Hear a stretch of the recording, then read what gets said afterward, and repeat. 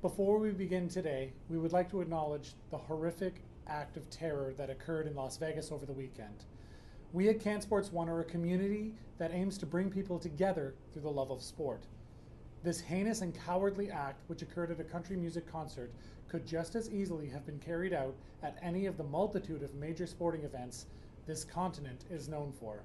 We here at CanSportsOne sincerely hope that the acts of division and hatred can, one day, be things of the past. Our thoughts and prayers are with the victims and their families.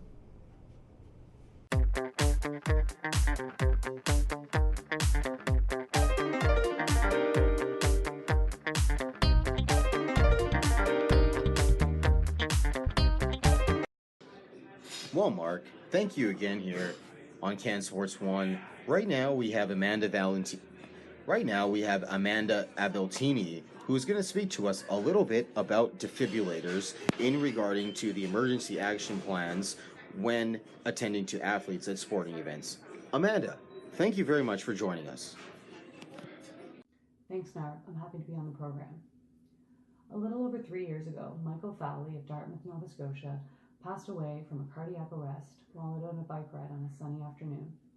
Michael was well known as being an active, fun-loving young man. He was a major player in the soccer community as a player and a longtime soccer referee. And the community was devastated to hear of his passing.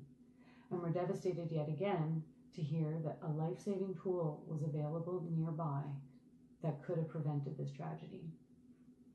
The CBC reported that there was a defibrillator less than a kilometer away from where Michael collapsed. Emergency dispatch didn't have access to technology that would have alerted them to the location of the defibrillator. Had they had this information available, bystanders may have been able to save Michael Fowley's life while they waited for first responders to arrive. A spokesperson for the Health Department of Nova Scotia told the CBC that software that will alert dispatchers to the location of the nearest defibrillator has been running in the background since March of this year, but it's only been made available to dispatchers this week. Privacy concerns were cited as the reason for the delay in launching the software. Most sport facilities are equipped with emergency defibrillators, but a lot of other buildings may contain them as well. Registering the devices is not mandatory in Nova Scotia, and the registry contains less than 250 defibrillators. Compare that to nearly 3,000 in the province of Alberta, where programs like this are already in place. Stories of athletes succumbing to cardiac arrest, unfortunately, is not all that uncommon. Some are caused by underlying conditions that the athlete may or may not have been aware of, and others are a mystery that leave loved ones behind wondering what else could have been done. I had the pleasure of knowing Michael personally through his career as a soccer referee. We refereed together many, many times. We had run a fitness test together just a couple of months prior to his death, and he was as fit as ever. The Fowley family doesn't have all the answers to the questions that they have surrounding his death, but they're pushing for change and asking tough questions about awareness campaigns for the public and reliable tools for emergency responders. For those who've lost someone that may have been saved, the health department isn't doing enough in Nova Scotia. Back to you.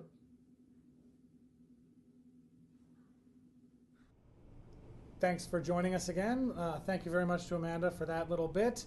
And right now, replacing Narv, we have Jessica Ryan. This is not so much why we invited you on, but thank you for joining us. Of course, thanks for having me. We didn't originally ask you here to discuss this topic, but since Amanda just went through all that for us, and you are a certified athletic therapist. I am, yes. How do you feel about what we just heard Amanda say? So again, because the policies are different East Coast to the prairies, I don't have as much experience on the East Coast and the policies and procedures that are in place for the paramedics in those provinces. But I can speak to my own personal experience to working events here in Manitoba. And there is a big discrepancy, I find, as to the accessibility and to the knowledge of where the AEDs are. So to kind of give you an example, you can, walking into the building that we walked into right now, perfect sticker on the door, you know exactly where it is, exactly where to ask for it. Yeah. And unfortunately, that's not always the practice that's happening.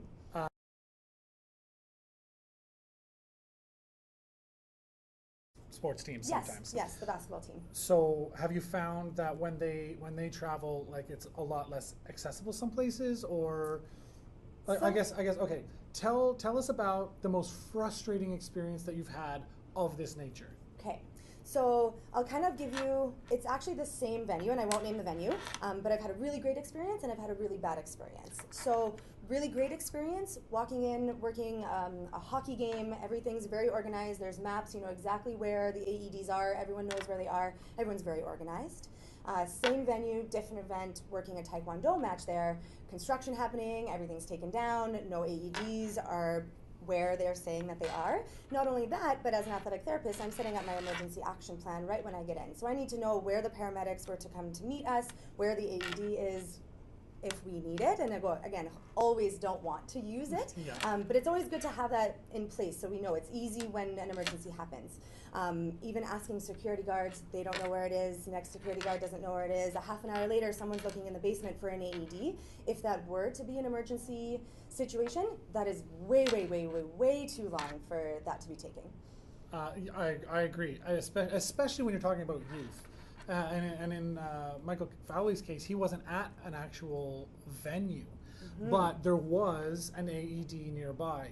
So have you ever worked a specific venue where maybe it's an outdoor venue or it's a one of those mobile events where nearby is an AED, but there isn't one specifically assigned to your venue? Is that a thing? Right. You know what?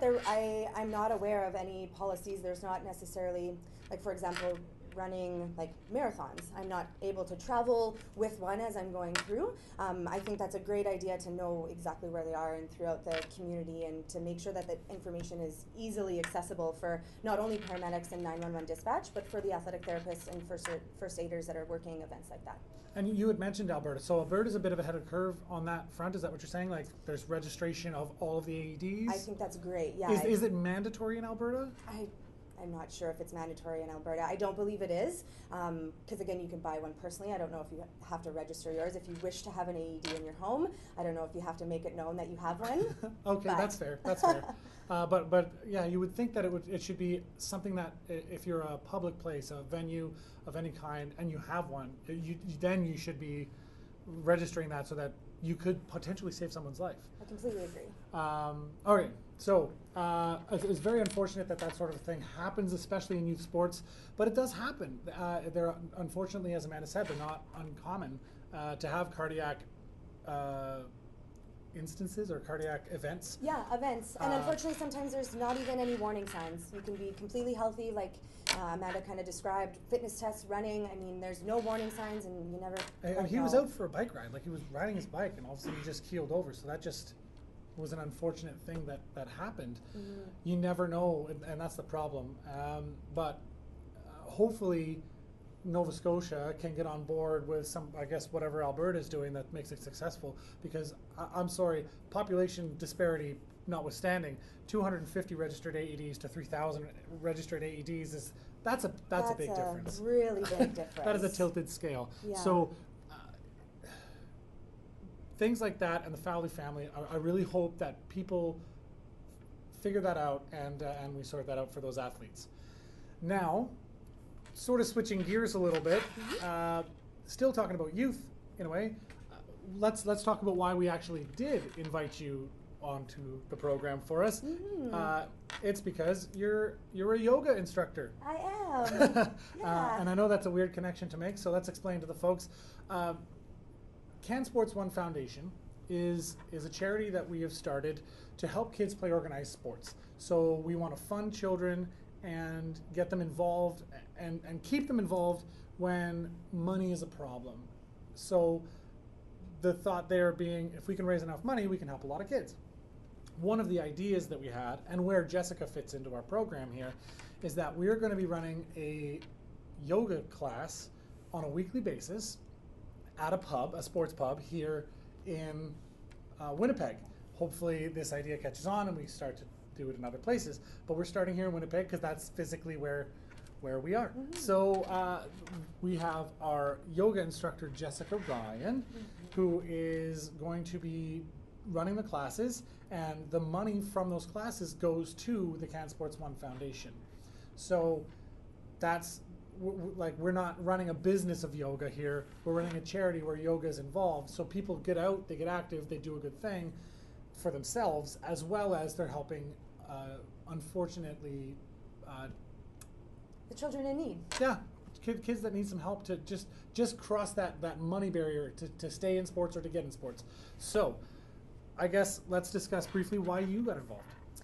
I mean, in yoga, how I got involved in yoga, I mean, we're talking years back. I've been a yoga instructor now for 7 years. I did my first training in 2010.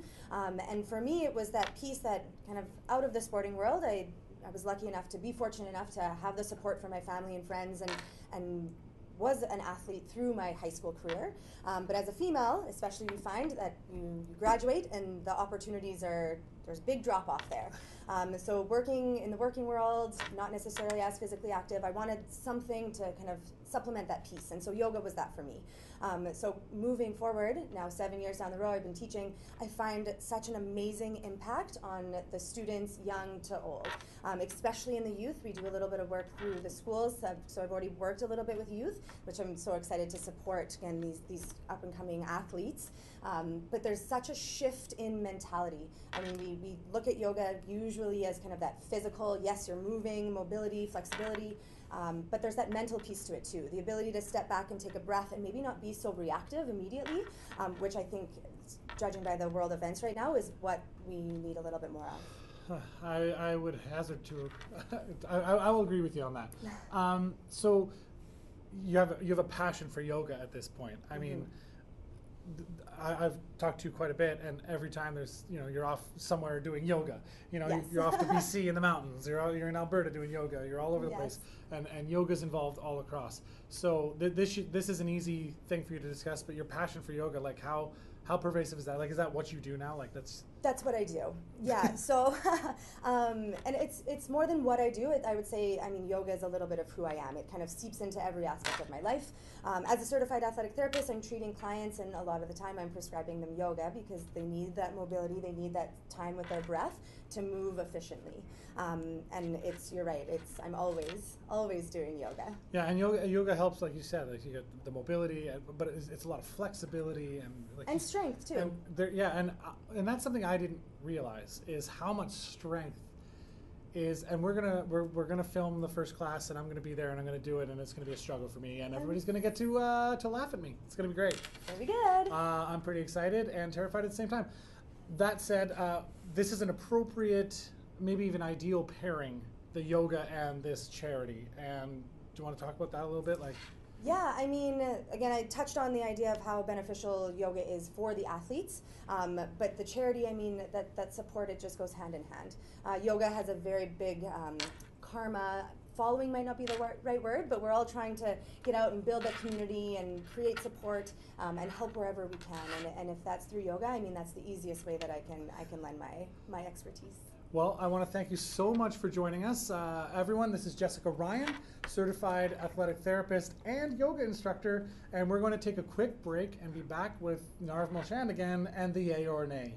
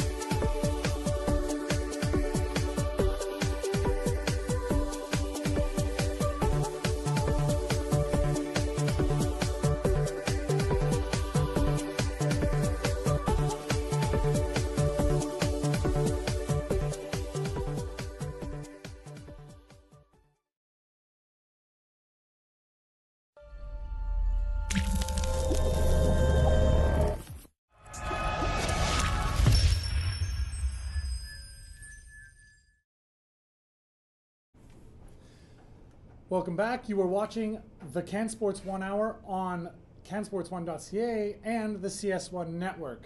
If you're watching live, you're watching on YouTube actually, which is a pretty cool thing that we can do. So we want to thank one of our sponsors here, A Little Pizza Heaven. A Little Pizza Heaven is a locally owned Winnipeg business that's been around for over 10 years. We've grown to 3 stores and a food truck in recent years as our delicious crust has been talked about throughout the city. And it's so good. If you live in Winnipeg, go try it. It'll change your life. We make our own dough and use fresh ingredients. Come try the best pizza this side of heaven at our flagship Osborne location at 120 Osborne Street, our St. Anne's location, 160 St. Anne's Road, or bring the family or group of friends to watch the big game at our fully licensed Madison Square location at 1600 Ness Avenue. All locations are open at 11 a.m. for lunch and go till late every day of the week. Check out our website for more information or to order online. www.alittlepizzaheaven.ca. Time for A Little Pizza Heaven, yay or nay. This is my favorite segment of the show. It's where you and I debate certain topics, whether or not we agree with them. Here's where we decide what's up. First, the Penguins could repeat as Stanley Cup champions for a 3rd time. Yay. I'm fully on board with that. They look like they kept a majority of that roster together that they had for last season's cup run as well as the previous. So I think that they're poised to make a push again with the guys that are on there. So I think, yeah, I'm definitely a yay for them. How about you, Mark? I'm a nay. Nay. Nay. I think three-peating is the hardest thing to do if you're not one of the 2 major teams in the NBA. I think the NHL is a lot stronger. There's more chance for injury. There's more chances for things to go wrong. I think with other teams really solidifying themselves, I think it really makes the East a lot more difficult than it has been in the last couple of years. I think, do they have a chance? On the outside, absolutely. Every team has a chance. But if I'm a betting man, I'm a big no. I'm a big no. It's just, I don't see it happening 3 years in a row. I think they have a strong team. I think they'll absolutely be in the playoffs. There's no doubt about that. I think after that much going on with them, I don't know. I don't see it happening. Don't see it happening right now. I just don't see it happening. What's next there, Mark? So next up, the Vegas Golden Knights are going to make the playoffs. Yay. Before Jessica left, she mentioned off air that, there are a lot of kids from Winnipeg, and a lot of Winnipeg kids, do make it to the NHL. So, you put some of those guys together, they could make a push. Vegas does have the money to put together, to bring in the stars, you never know what could happen throughout the year. They do have a solid goalie for them. So I think it all starts with their goaltending, and Marc-Andre Fleury if he's willing to continue to produce the way that he played in Pittsburgh for the Vegas Golden Knights, I'm not saying that this team is going to go anywhere deeper than the first round, but I definitely see them in the playoffs for sure. I'll have to disagree. Again, I have to say nay. I have to say a new team, untested, it's not like you've got a brand new line or 2 new players. You have a whole new team that you have to start figuring out, where does the chemistry work? Who works best on what line with who? And by the time they figure all that out, half a season is going to have gone by. Then they'll be hitting their stride. I think like you said, they got a strong squad. They got a great goaltender. I think give them a year or 2, absolutely. But I think this year is going to be a struggle for them to find their mark. If I'm wrong and they start hitting it right out of the gate, then maybe I'm just wrong. But I just don't see a brand new team being put together as a mishmash of players from all over the place as having an opportunity to make the playoffs in what is every year a more and more competitive league. It's a lot of strength on both sides, the East and the West. It's a tough league all around, yeah. But especially in the West. It's especially difficult over there. They got a lot of strong teams. The West is always stereotypically stronger, than the East. Just the way the schedules work too. I just don't see the Vegas Knights overcoming all of those things, plus finding themselves as a club in that short period of a time. So we'll have this talk again next year. Maybe I'll eat my words. We'll talk around playoff time, but I really don't see a brand new squad figuring themselves out figuring out what their identity is in time. Next up. Okay, so number 3, will the Toronto Raptors make the playoffs? I'm a yay. I'm 100% behind you on that. I just don't think that they're going to make a push in order to make it out of the East. So you think, okay, so you're calling playoffs yes, round 2 not so much? Not so much, no. I think they're going to be the weakest team going into the playoffs if they make the playoffs, but I'm a yay. I think they're going to make the playoffs. I think they have a very decent chance. They have a lot of pieces that have been there for a while. They've got some rhythm. My problem is always once you get into the playoffs, then there's 2 teams left. We spoke about this right when we were getting things started for the summer during the right into the playoffs for the NBA as well as the NHL. We were speaking of that there are only 2 teams. It's been like that for the past 2-3 years now in the NBA. There's a lot of hype being put behind OKC, behind Houston. And right now, especially the Cleveland Cavaliers just picking up Dwayne Wade. Well, Dwayne Wade, okay, so the Cleveland Cavaliers and the Golden State Warriors are going to meet in the finals. We all know that already. We all know that.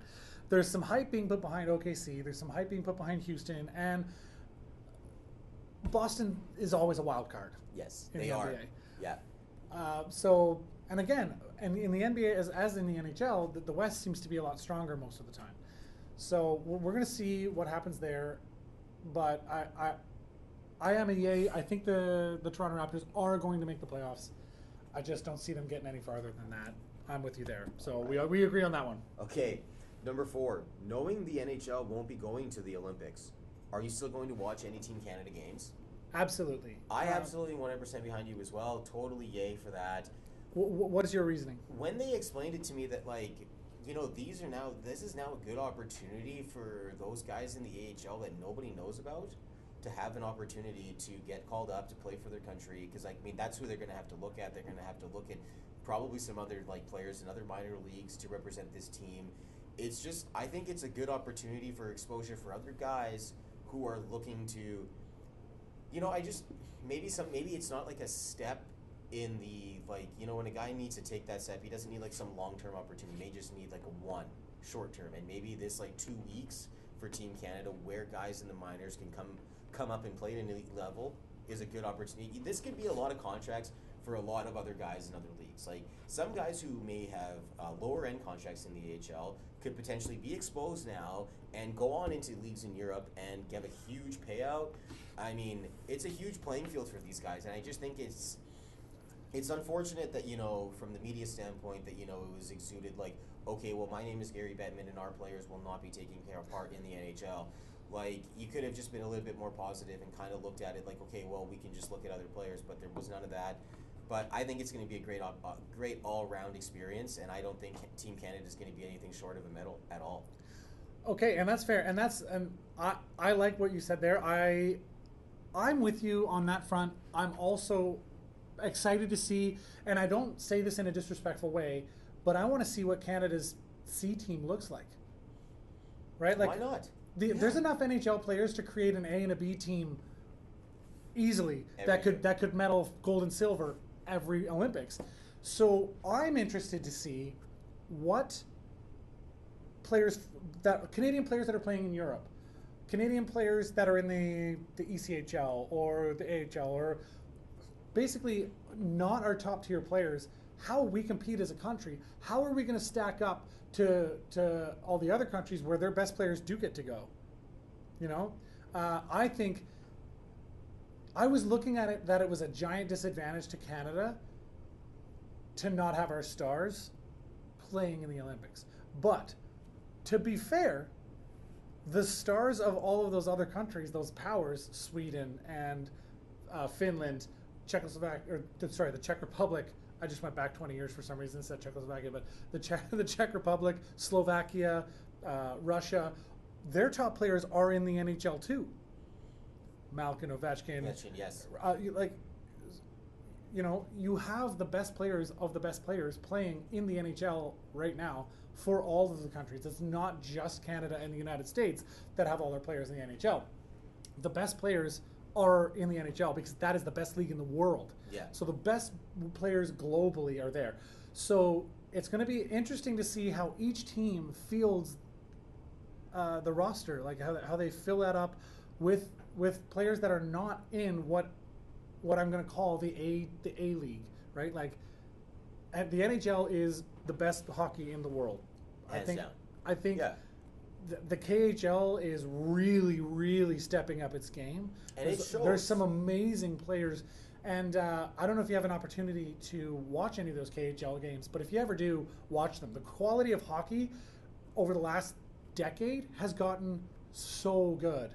So good. So much so that players like Kovalchuk and I think Yager almost went to play in the KHL. So those teams they're just getting so much better.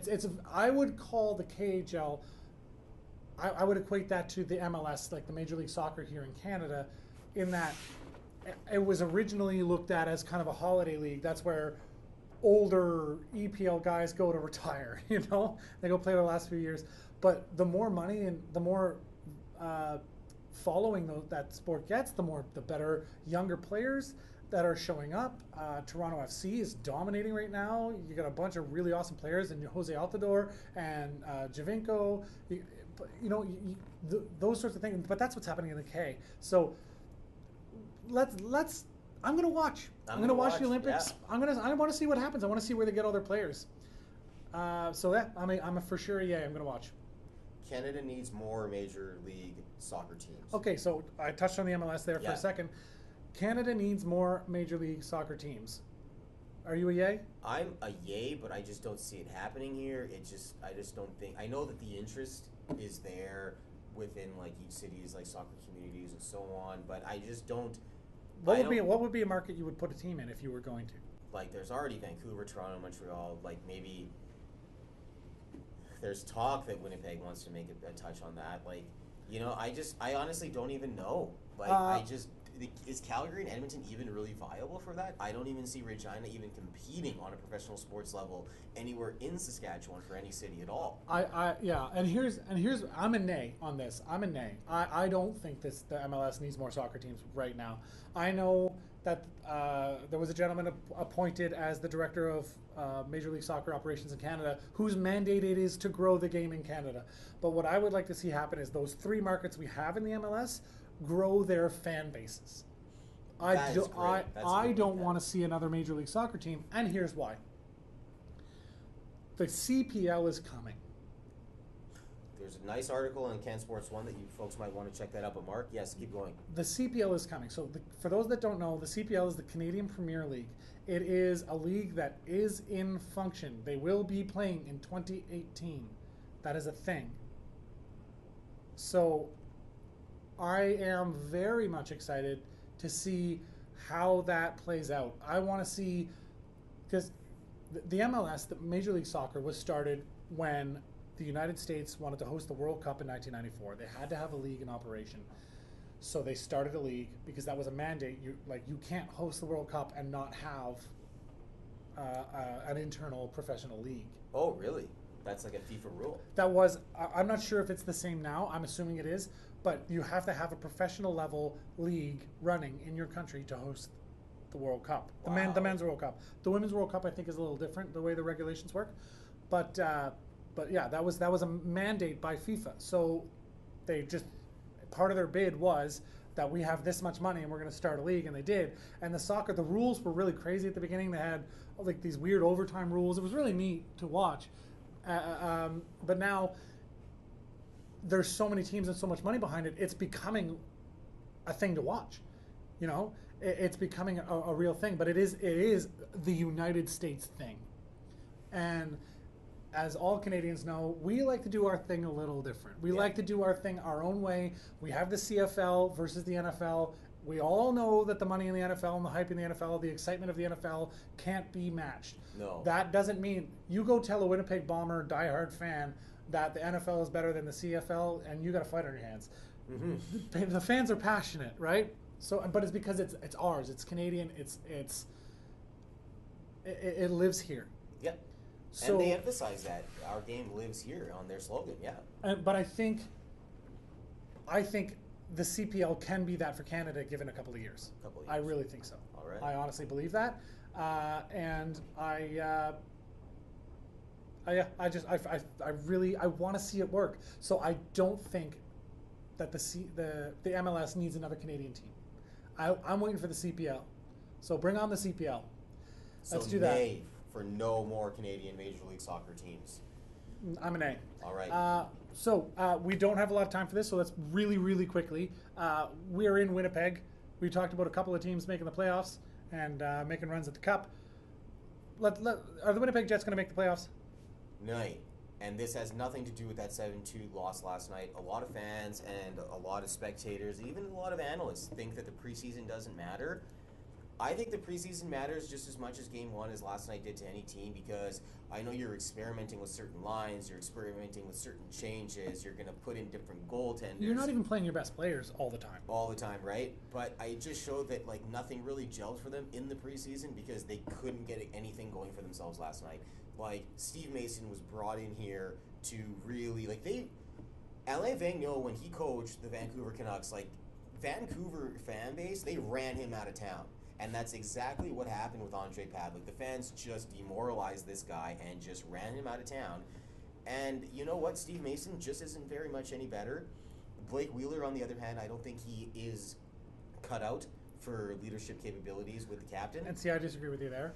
And I personally think that Mark Scheifele's not, he may have an individual stat sheet that is very reputable in the NHL, but I just don't think he is the winner that they're trying to cultivate here in Winnipeg. He hasn't done anything. We've only been to the playoffs once.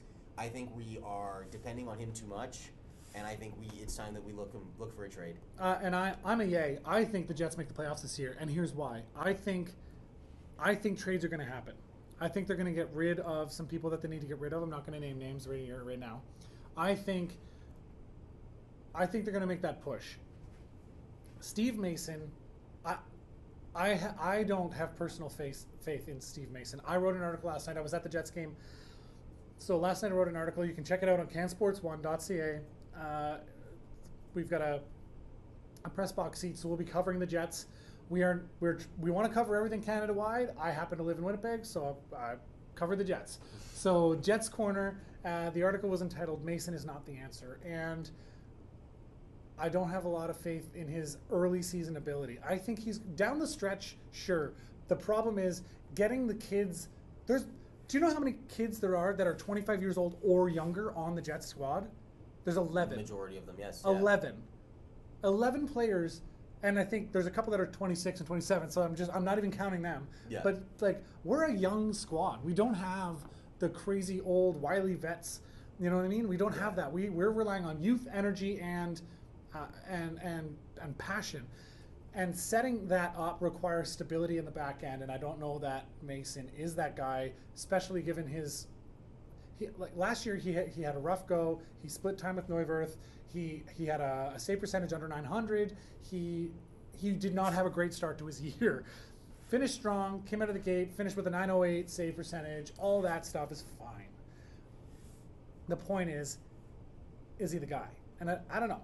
But I do think he's good enough to get us to the playoffs. Whether we make a push or not through the playoffs, rough. Again, young, a lot of small guys on the team. Perreault, Ehlers isn't very big. Morrissey's pretty tiny.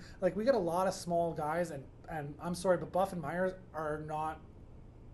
They're not big enough to counteract how small the rest of the guys are. Because they are, that's what I mean. Those two guys are almost Buff is almost like an average-sized NHL player in every other. Yeah, right. But they'll move who they need to move. They'll shift some stuff around. I have faith in the front office of Winnipeg. They've done amazing things. Sometimes bad luck happens. You get some injuries. You get this. You get that. I think they make the playoffs. Anyway, we spent way too much time on this. We got to move on. We got to move on. I'm sorry, I didn't mean to cut you off, but that's okay. We're running over time. Yeah. So we'll pause quickly here for station IDs. Absolutely, you're watching the CanSportsOne Hour on CanSportsOne.ca and the CS1 network.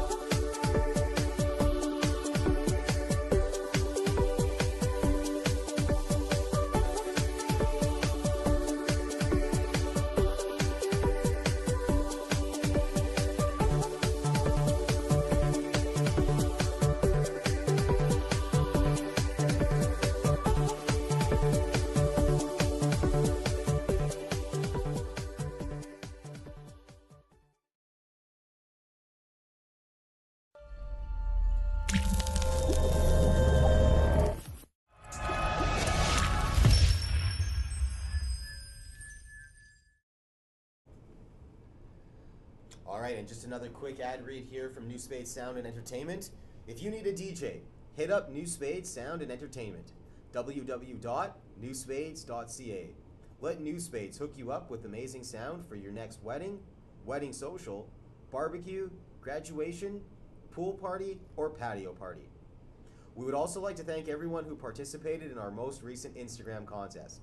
Stay tuned to the website www.newspades.ca and check us out on Twitter, Instagram, and Facebook at New Spades Sound for upcoming contests and promotions. Check us out online at www.newspades.ca today. New Spades Sound and Entertainment, bringing the noise. Next, we're going to go to our CHL update of the week, brought to you by New Spades Sound and Entertainment. New Spades Sound and Entertainment, bringing the noise. Mark, let's have a look at the Quebec Major Junior Hockey League. So, how's the Q shaping up this year?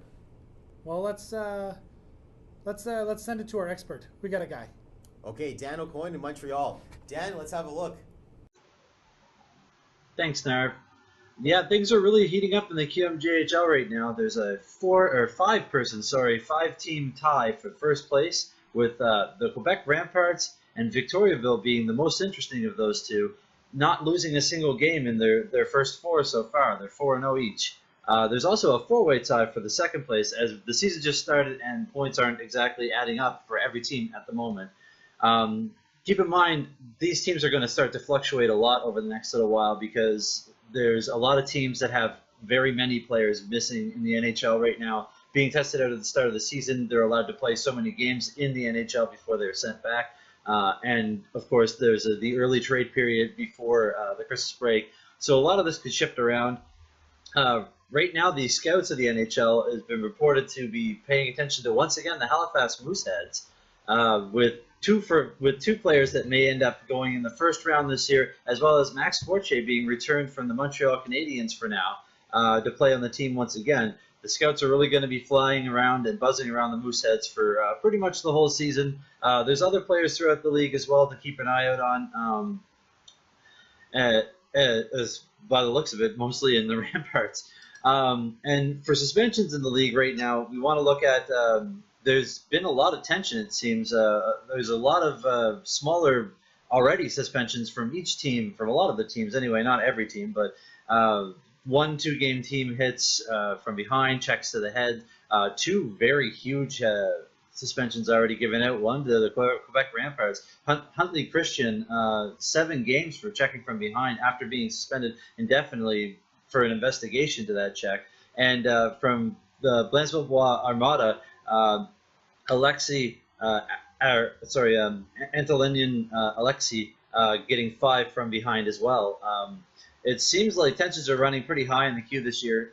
It'd be very interesting to see where these teams are going to land after, again, the trade period and when they get their players back, and to see if maybe tensions cool down in the next couple months. Back to you guys. And appreciate that very much.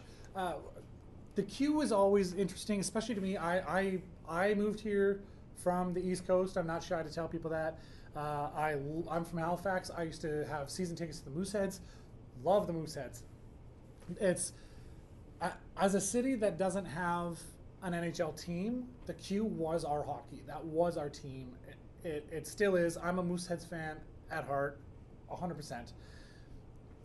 I always want to see the Moose do well, but I always want to see the Q be competitive. Yeah. You know? So whenever the Q does well, even if the Mooseheads are out, then you go to the Memorial Cup, then you're cheering on the Q, right? Because I'm from Nova Scotia. That's our league. So like, and that's what I love about sports. Like, okay, our league is over. Now I can stop hating the whoever it is, the Quebec Ramparts, yeah. right? Because now they're going to go to the Memorial Cup and they're going to represent us. So now it's like all of a sudden I'm not a Mooseheads fan anymore. I'm a Q fan. Like, let's go Q, you know? Mm-hmm. So that's what I love about sports. It brings people together, and especially at this level, you know, you got these kids who are the next NHL superstars, potential next NHL superstars. Nikolai Ehlers, who plays for the Jets, who I watched last night. I also had season tickets, and I watched him play in Halifax. You know, very interesting. Mark, Jonathan Durant played there. Nathan McKinnon, like. And you were mentioning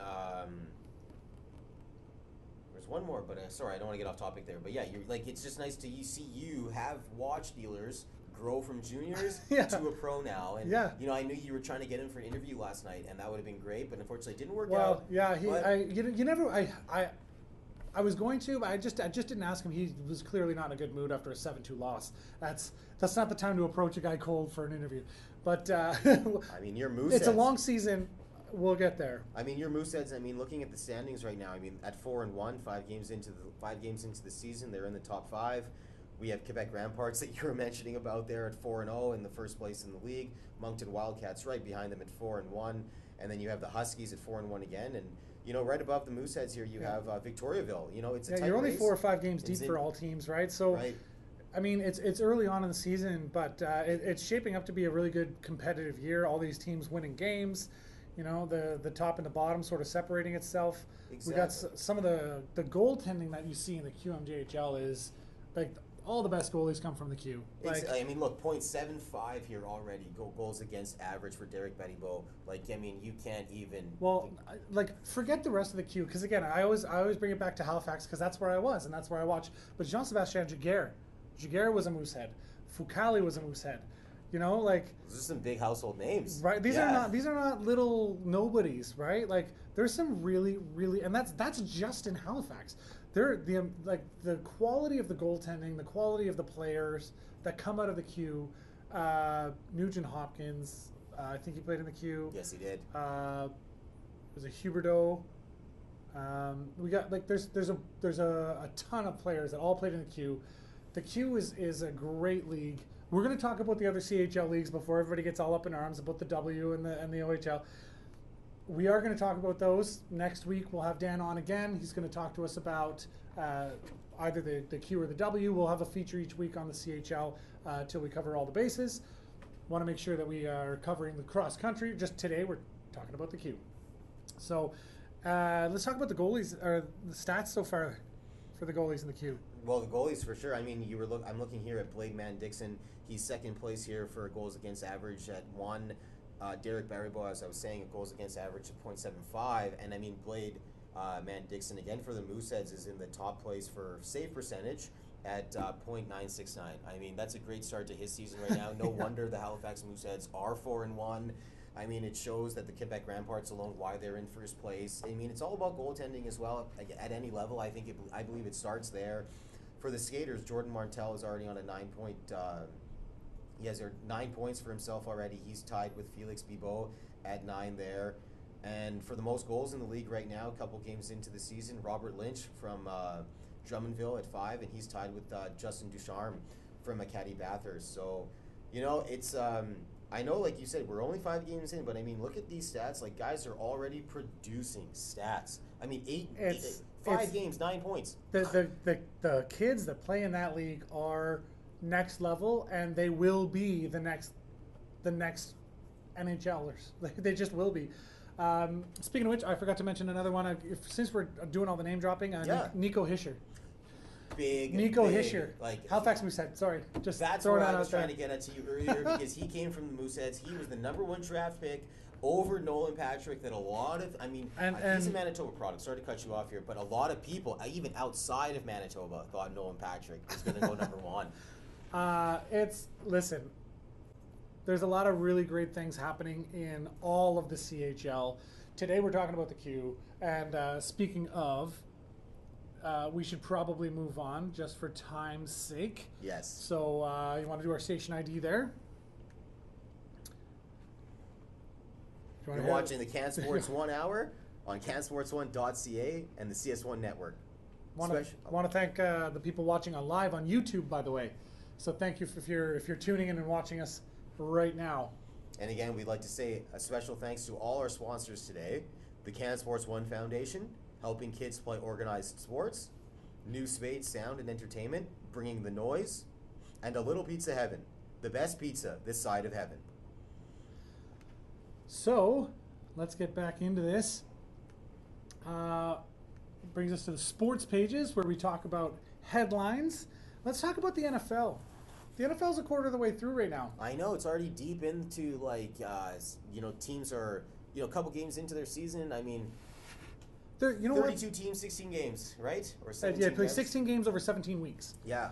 So week 4 marks everybody's quarter way through, right? Because you play 16 total games over the 17 weeks. So Sports Center's Instagram posted who's the MVP for the NFL like right now. Their options, and I'm going to read them off. Tom Brady.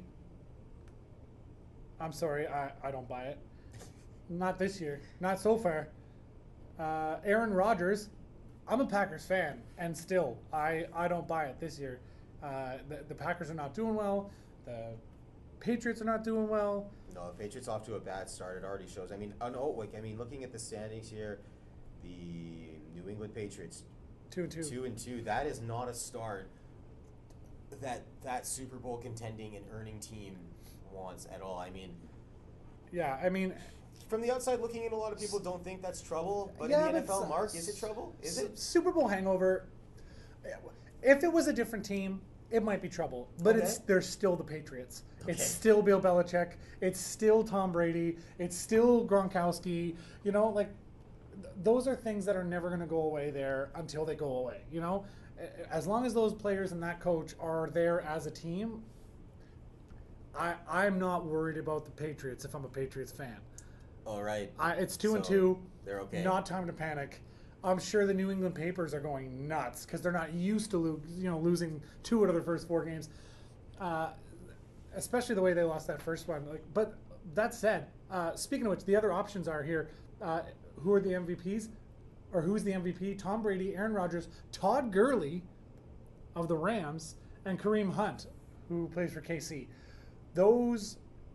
I'm gonna have to go with Kareem Hunt if this was ended today. I mean, come on.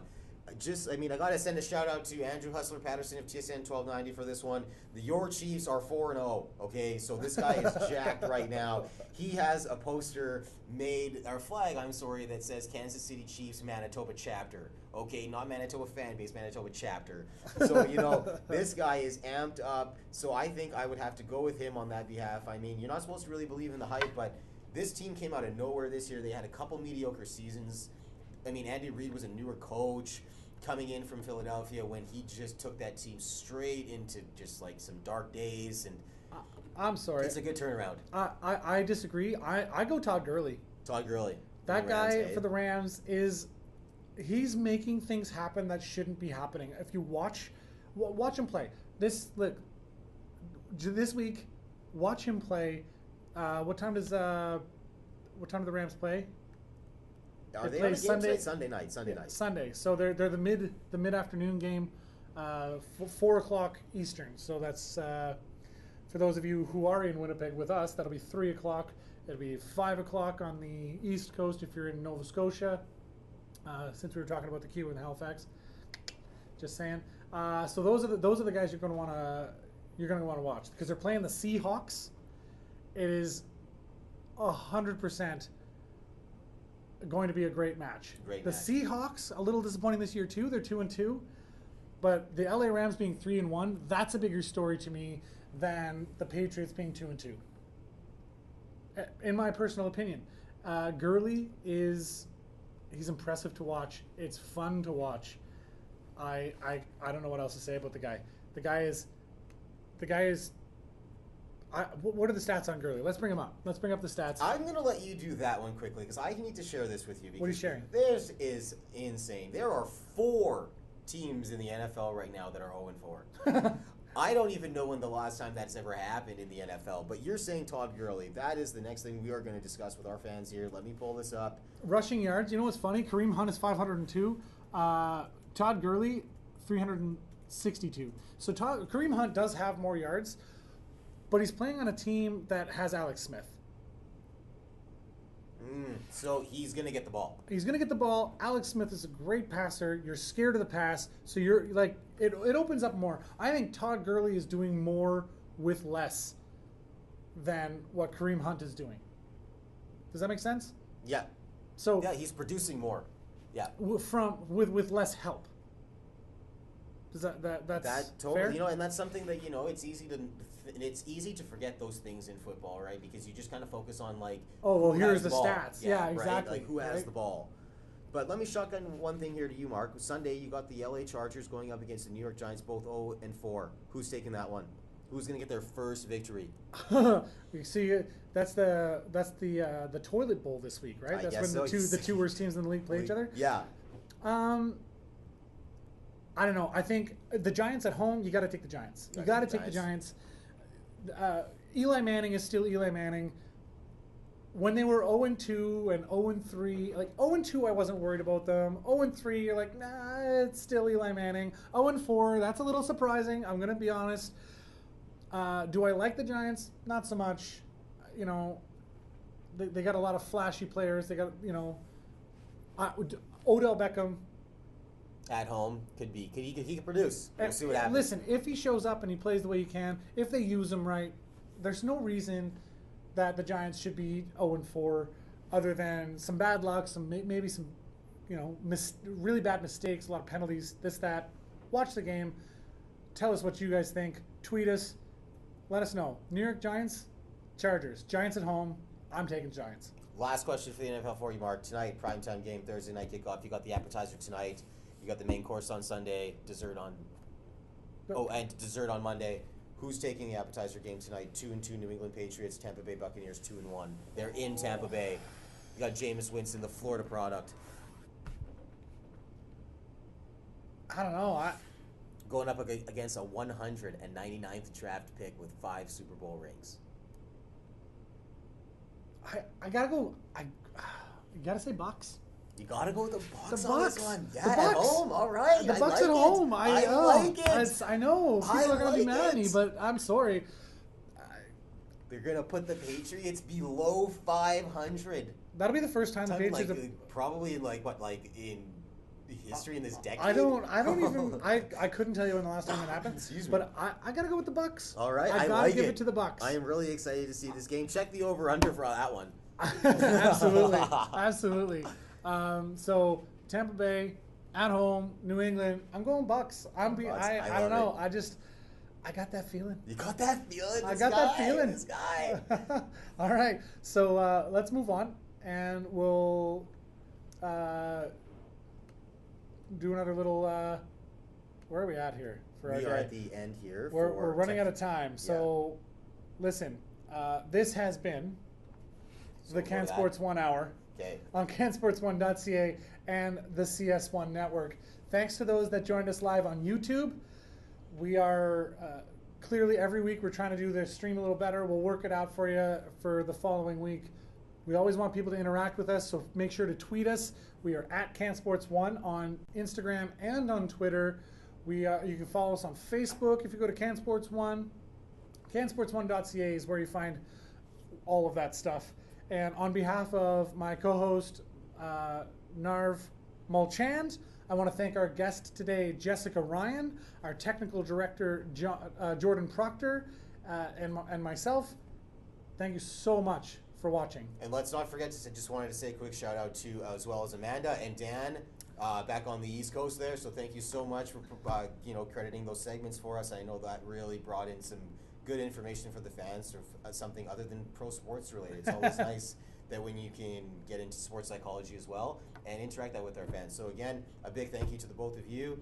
And again, on behalf of Mark and I, look forward to seeing you next week and look forward to see what Jordan's going to create for us. He's got some good surprises for the viewers.